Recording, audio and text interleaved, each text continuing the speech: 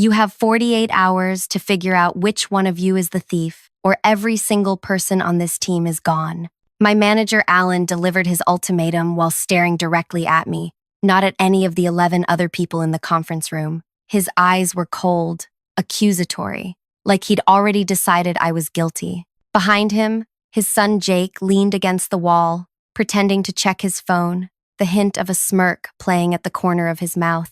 12 faces drained of color. Some looked down, others looked at each other. A few brave souls looked at Alan. Nobody spoke. The prototypes were worth $240,000 total. More importantly, they contained our next-generation technology. If a competitor got hold of them, 2 years of work would be compromised. I don't want to do this, Alan continued, his voice tight with barely controlled anger. But corporate is demanding answers, and I'm not losing my job to protect a thief. I'm Claire. I've been in product development for 6 years. I've trained most of the people in this room. I stay late. I come in early. I've canceled vacations when deadlines loomed. When team members have personal emergencies, I cover their shifts without complaint. Jake has been here 8 months. He comes in late, leaves early, and makes careless mistakes I quietly fix before quality control catches them. Why? Because he's the boss's son. Untouchable. Everyone knows it. Can we check the security footage? I asked, trying to keep my voice steady. Alan's jaw tightened. Already did. Whoever took them knew exactly how to avoid the cameras. Of course they did. Jake knew where every camera was positioned. I'd seen him pointing them out to the new intern last month, bragging about the building's blind spots. The meeting ended. People filed out in stunned silence. I returned to my desk and tried to focus on work, but my mind kept racing. 6 prototypes. 6 sleek, handheld devices that represented millions in development costs. Gone. Lena stopped by my desk after lunch. "This is insane," she whispered. "He can't fire all of us." "He can if corporate backs him," I said. "They'll just hire a new team." "Do you think?" She glanced around and lowered her voice even more. "It could be Jake?" I gave her a warning look. Even whispering such things was dangerous. Jake might be careless with his work, but Alan was fiercely protective of his son. I thought about all the times I'd covered for Jake, logging prototype units back into inventory when he forgot, filing damage reports under my own name so he wouldn't get written up, taking blame for delays he caused. I did it because I believed in our team, all of us, even Jake. I did it because starting conflicts with the boss's son would only hurt morale. I did it because I thought I was being a good leader. Now, looking at Lena's worried face, I wondered if I'd been wrong all along. That night, I couldn't sleep. I kept thinking about Jake volunteering to lock up on Fridays, about his master key, given to him by his father, despite company policy, about the casual way he'd asked me last month if I knew anyone who bought refurbished tech parts. At 3 a.m., I made a decision. I got dressed and drove back to the office. I didn't break any rules. I used my regular access card to enter the building. Security knew me. I often came in early or stayed late. I went straight to the equipment room where we all had lockers. Jake's was in the corner. It had a combination lock, 4 digits. I remembered overhearing him tell Ben it was his birth year. I didn't open it. I just stared at it, thinking, if I reported my suspicions to Alan, one of 2 things would happen. Either he wouldn't believe me and would retaliate against me for accusing his son, or he would believe me and cover it up, possibly by framing someone else. I'd seen him protect Jake before. 3 months ago, when Jake damaged an expensive testing machine, Alan blamed the maintenance team. A good man lost his job. I went home without touching the locker. Sleep still wouldn't come. The next morning, Alan called another meeting. He looked worse than the day before. Red-eyed, pale, tie slightly askew. "Corporate is sending an internal investigator," he announced. "If we don't find the prototypes by Friday, I'll have no choice but to start termination paperwork for the entire team." His eyes swept across everyone before landing on me again. "If anyone knows anything, now's the time to come forward." The room was silent. Jake sat in the back, scrolling through his phone, completely unconcerned. After the meeting, I waited for everyone to disperse. I didn't go to Alan's office. Instead, I took the elevator down to the first floor and walked directly to the security desk. Rita, head of security, was reviewing footage on her monitor. She looked up when I approached. "I need to speak with you," I said quietly, privately. She raised an eyebrow but led me to her small office off the main lobby. "What can I do for you, Claire?" I've noticed something unusual in the equipment room, I said carefully. I think someone should investigate. This about the missing prototypes? I nodded. I'm not making any accusations, but I've seen someone acting strangely around locker number 27 recently, especially last Friday. Whose locker is that? Jake Howard's, I said, using his full name to make it clear I wasn't playing favorites. Alan Howard's son. Rita's expression didn't change, but I saw something shift in her eyes. I see. I'm not asking for special treatment, I clarified. Follow normal protocols, but please, check that locker. Rita nodded slowly. We'll investigate. Standard procedure. I went back to my desk, tried to work. Hours passed in a fog of anxiety. At 2:37 p.m., I heard the commotion, raised voices 2 floors down. Then the elevator dinged on our floor, and 2 security officers stepped out, followed by Rita and Alan. Their faces told the story before any words were spoken.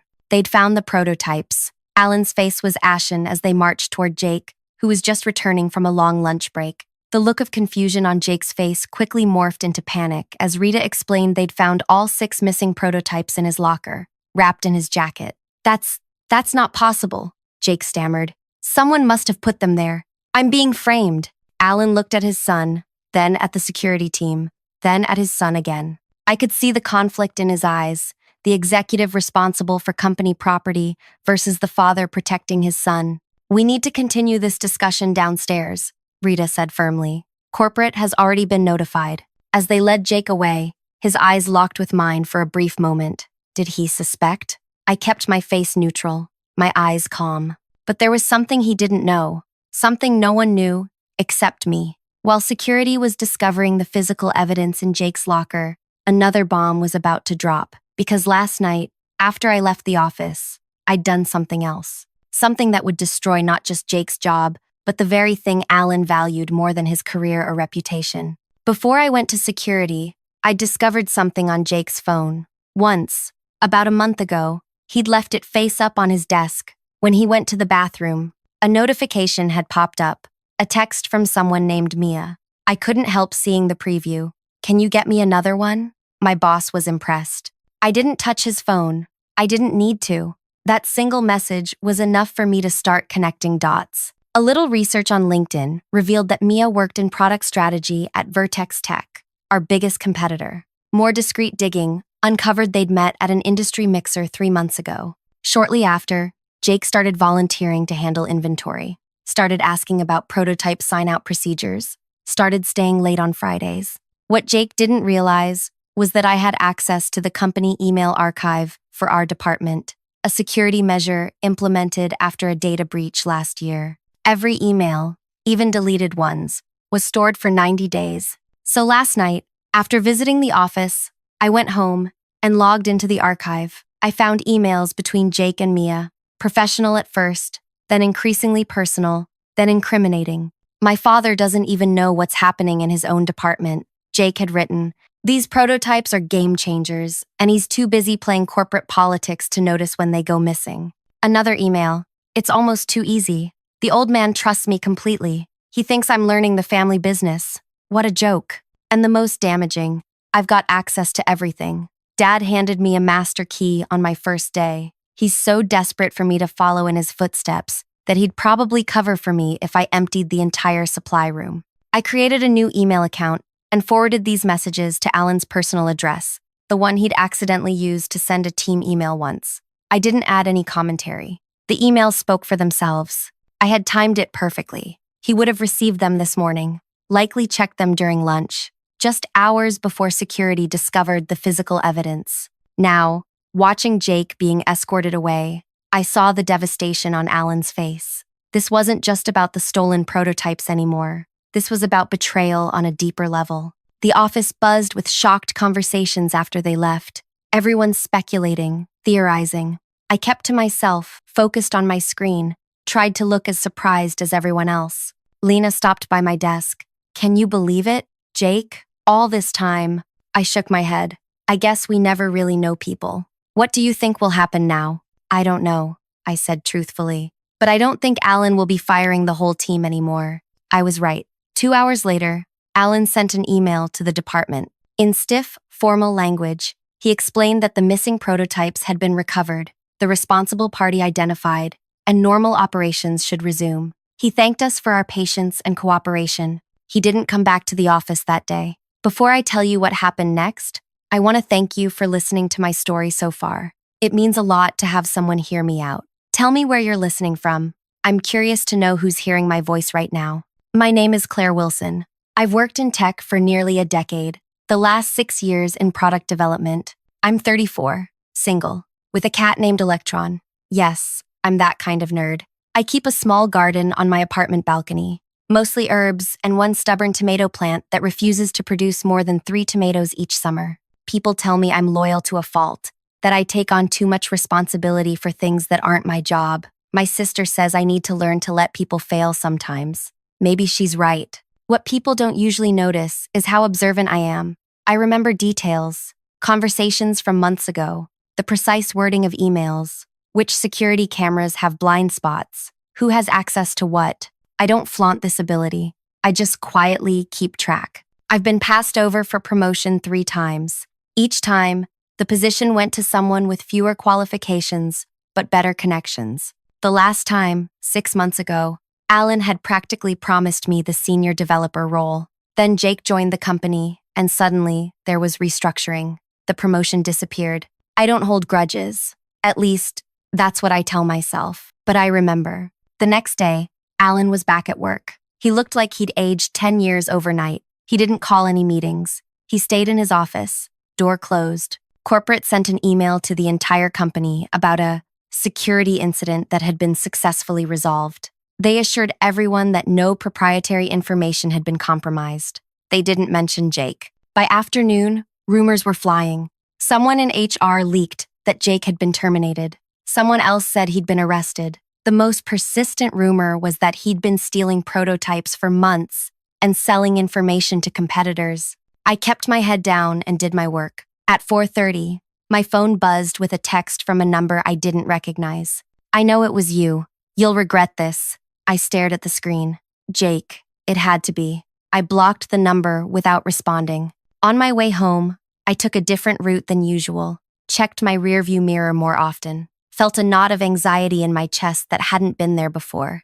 That night, someone threw a rock through my living room window. The police came, took a report, said it was probably neighborhood kids. I didn't tell them about the text. I had no proof it was connected. I didn't sleep. Kept thinking about Jake's access to company records. My address would have been easy for him to find. The next day at work, Alan called me into his office. My heart pounded as I sat across from him. His desk was cleared. No family photos anymore. The frame that had held a picture of him and Jake at a baseball game was gone. Claire, he said, his voice hollow, I owe you an apology. I kept my face neutral. For what? For accusing the team. For putting everyone's jobs at risk. He hesitated. For not seeing what was happening right in front of me. I nodded but didn't speak. Corporate is conducting a full investigation. They believe Jake may have been selling information to competitors for several months. I'm sorry, I said, and meant it. Not for what I'd done, but for the pain on his face. The senior developer position is open again, he said abruptly. I'd like you to take it. Effective immediately. The promotion I'd wanted for over a year. Thank you, I said. I appreciate the opportunity. He nodded, then looked down at his desk. Our meeting was clearly over. As I stood to leave, he spoke again. Someone sent me emails. Private emails between Jake and someone at Vertex. Did you know anything about that? My heart stuttered. I kept my expression carefully blank. No. What emails? He studied my face for a long moment, then shook his head. Never mind. Congratulations on the promotion. I walked out, feeling his eyes on my back. Did he suspect? Did he know? I couldn't tell. The next few weeks were tense. I jumped at every unexpected sound, changed the locks on my apartment, installed a security system, kept looking over my shoulder. Jake had been arrested but released on bail. The criminal charges were complicated: corporate espionage, theft of intellectual property. The legal process would take months. I heard through office gossip that Alan had taken a step back from Jake's legal defense, that he'd refused to pay for an expensive lawyer, that something had fractured between them beyond repair. 3 weeks after the incident, I was working late. The office was nearly empty. I was reviewing documentation for the promotion I'd finally received when I heard a voice behind me. You ruined my life. I froze, my fingers hovering over my keyboard. I didn't turn around. I didn't need to. I recognized Jake's voice. Lower now, rougher around the edges, but unmistakably him. You're not supposed to be in the building, I said, trying to keep my voice steady. Your access was revoked. He laughed, a bitter sound with no humor in it. Turns out there are ways around security systems if you know who to pay. My heart hammered in my chest. We were alone on this floor. Most of the lights were dimmed. Security did rounds, but they were predictable. Every hour, on the hour. It was 8:27 p.m. I slowly turned my chair. Jake stood 10 feet away, unshaven, wearing jeans and a hoodie instead of his usual designer clothes. His eyes were bloodshot, his posture tense. You should leave, I said, reaching for my phone on the desk. Before security finds you. I know it was you, he said, taking a step closer. I know you went through my locker. Security found the prototypes. I corrected him. I had nothing to do with it. Bullshit. Another step closer. No one else knew my combination. And those emails to my dad? That was a nice touch. I stood up, putting the desk between us. Jake, you're making things worse for yourself right now. If you leave immediately, I won't report this. He ignored me.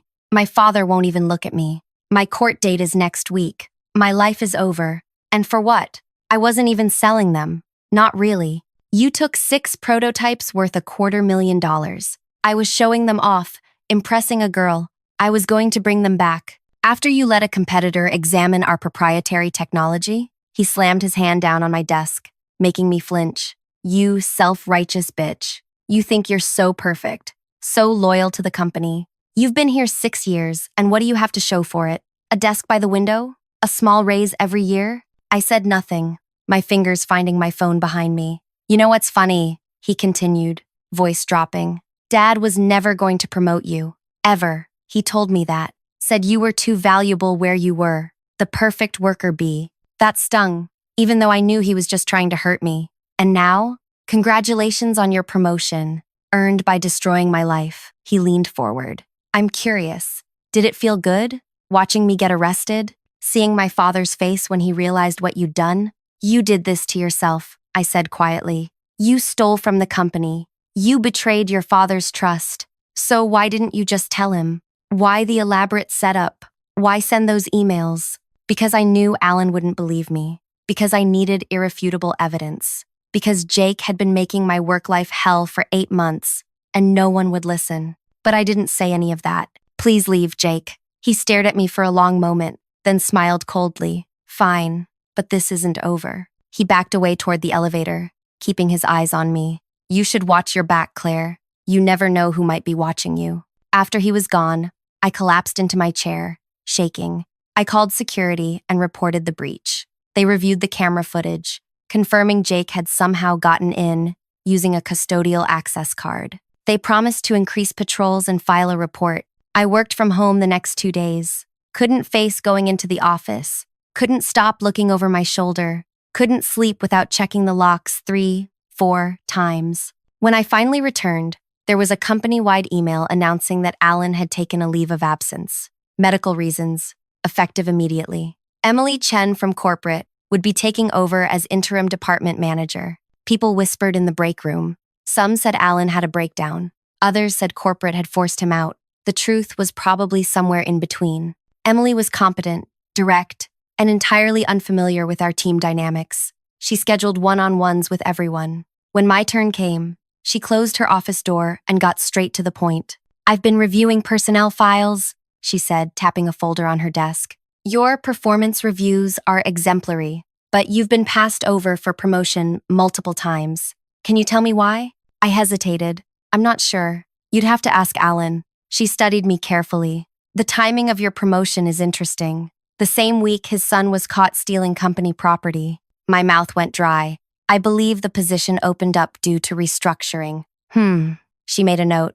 The security report mentioned you were the one who alerted them to check Jake's locker. I noticed suspicious activity, I said carefully. I reported it through proper channels. She nodded slowly. Claire, I need to know if there's anything else I should be aware of regarding this situation. Did she know about the emails? About my methodical dismantling of Jake's life? I couldn't tell. No, I said. Nothing else. She didn't look convinced, but she moved on. Fine.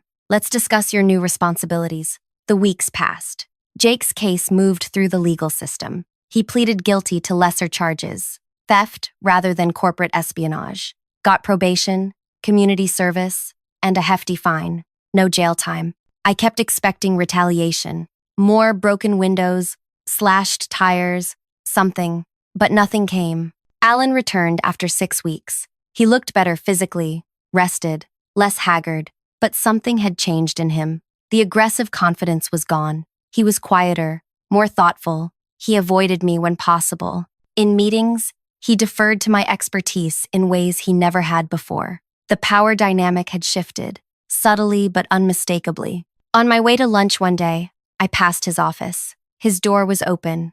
On his desk was a new family photo. Alan with an older woman and man, presumably his parents. No Jake. He looked up and caught me looking. For a moment, our eyes met, and I saw something there. Not anger, not accusation, but a deep, resigned understanding. He knew, maybe not exactly what I'd done or how I'd done it, but he knew I was responsible. I nodded slightly. He nodded back. A silent acknowledgement passed between us. 2 months after Jake's arrest, I received a text from another unknown number. Coffee? We should talk. This time, I didn't block it immediately.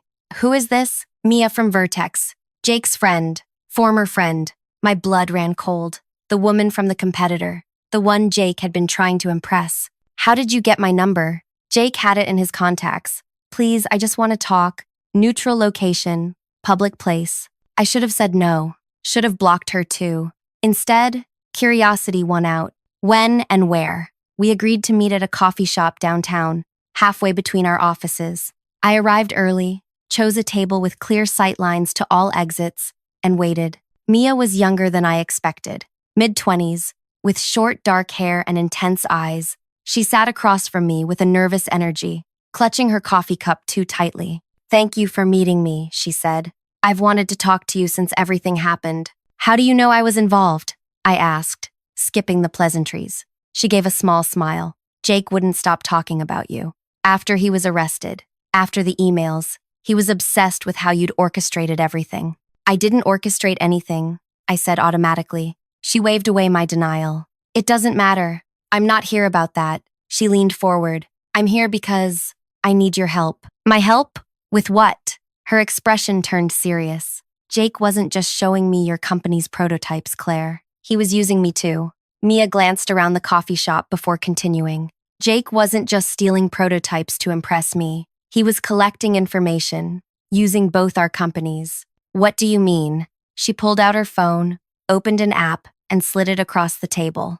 On the screen was a conversation between Jake and someone named Devin. I scrolled through messages discussing product specs, development timelines, and trade secrets, not just from my company, but from Vertex too. He was playing both sides, Mia said quietly. Getting information from your company to impress me, then using my trust to get information about Vertex. He was building his own database of industry secrets. For what purpose? I asked, still scrolling through the messages. To sell to the highest bidder, she said. He had contacts with at least 3 startup companies trying to break into the market. He was planning to use this information as leverage for a high-level position or as blackmail. I handed back her phone, mind racing. Why are you telling me this? Because he still has all that information, she said. The police only found the physical prototypes. They didn't recover any of the data he collected. And now, he's desperate. The legal fees drained his savings. His father cut him off financially. He's been contacting people, trying to sell what he has. Have you gone to the police? She shook her head. With what proof? Those messages don't explicitly show he was planning to sell anything. And she hesitated. I'd lose my job if Vertex knew I shared confidential information with him, even unintentionally. I studied her face, looking for deception. What exactly do you want from me? I know you have access to the company email archives, Jake told me. I need to know what information he has from your company, what damage he could do. My instinct was to refuse immediately. This could be a trap. Mia could be working with Jake to ensnare me in something worse. but something about her desperation seemed genuine. And if what she was saying was true, Jake was still a threat, not just to me, but to the entire company. "Let me think about it," I said finally. "I'll need time." She nodded, pushing a business card across the table. My personal contact information, not company-related. I took it, not committing to anything. That night, I couldn't sleep. If Jake really was planning to sell company secrets, I needed to stop him. But accessing those archives without proper authorization, even though I technically had access, could cost me my job if discovered. I thought about the team, about the developers who'd poured years into these projects, about the jobs that could be lost if our intellectual property was compromised. By morning, I'd made my decision. I went to work early. The office was nearly empty. I logged into the archive system and began searching through Jake's communications more thoroughly than before. What I found was worse than Mia had suggested. Jake hadn't just been showing off prototypes. He'd been systematically collecting information from multiple departments, development specs, marketing strategies, financial projections. He'd created a comprehensive package of our company's most valuable secrets. And worse, I found evidence that he'd already approached a startup called Next Gen Systems, offering to sell what he had. I saved everything to an encrypted drive and locked it in my desk. Then I called Emily, the interim manager who still worked alongside Alan. "I need to speak with you," I said. "It's urgent." In her office, I laid out what I'd discovered. I was careful not to mention how I'd originally found the information about Jake's locker or the anonymous emails I'd sent Alan. I focused solely on the immediate threat. Emily listened without interruption, her expression growing more serious by the minute.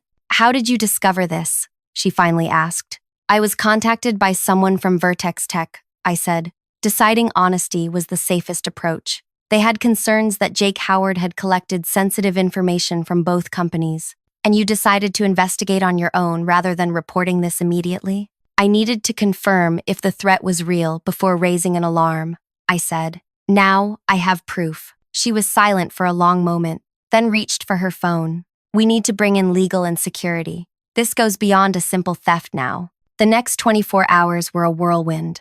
I sat in meetings with corporate security, legal teams, and executives. I explained everything I'd found, showed them the evidence, named Next Gen Systems. The company moved quickly. They obtained an emergency injunction against Jake to prevent him from distributing any proprietary information.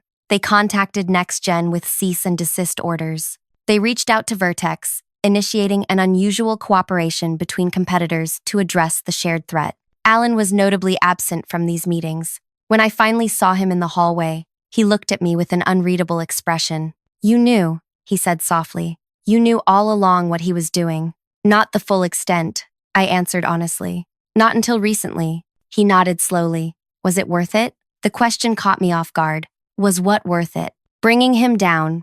Was it worth what it's cost you? I thought about the sleepless nights, the broken window, the constant looking over my shoulder. "I didn't do it to bring him down," I said. "I did it to protect the team." He studied my face for a long moment. "You know," he told me, "it was you who sent those emails. He was convinced you orchestrated everything." My heart stuttered. "And what did you say?" I told him he was giving you too much credit. A sad smile crossed his face. "I was wrong, wasn't I?" Before I could respond, he continued. "I've submitted my resignation. Effective end of month. Sometimes the cost of our mistakes is too high to keep paying it." He walked away, shoulders slightly bowed under an invisible weight. 2 days later, Jake was arrested again, this time for attempted corporate espionage and violation of his probation. The evidence against him was overwhelming. No expensive lawyer could help him now. Mia kept her job at Vertex. Both companies agreed to a rare collaboration to strengthen their security protocols against future threats. Neither publicly acknowledged what had happened. Emily became our permanent manager. Under her leadership, our department flourished. People stopped walking on eggshells. Mistakes were addressed openly rather than hidden. Work became enjoyable again. As for me, I received a second promotion. 6 months later, Senior Product Development Manager. My name appeared on patent applications. My opinions carried weight in planning meetings. Sometimes I think about Alan, who moved to another state to start over. I heard he teaches business ethics at a community college now. There's an irony there that's not lost on me. I think about Jake too. serving his sentence. I wonder if he understands yet that his downfall wasn't my vendetta. It was his own choices, his own arrogance, his belief that the rules didn't apply to him. The broken window in my apartment was fixed. The texts stopped. The fear of retaliation faded. What remains is a lesson I never expected to learn. Sometimes protecting yourself means letting others face the consequences of their actions. Sometimes loyalty needs to be directed toward those who deserve it, not those who demand it. I don't feel like a hero in this story. I made calculations.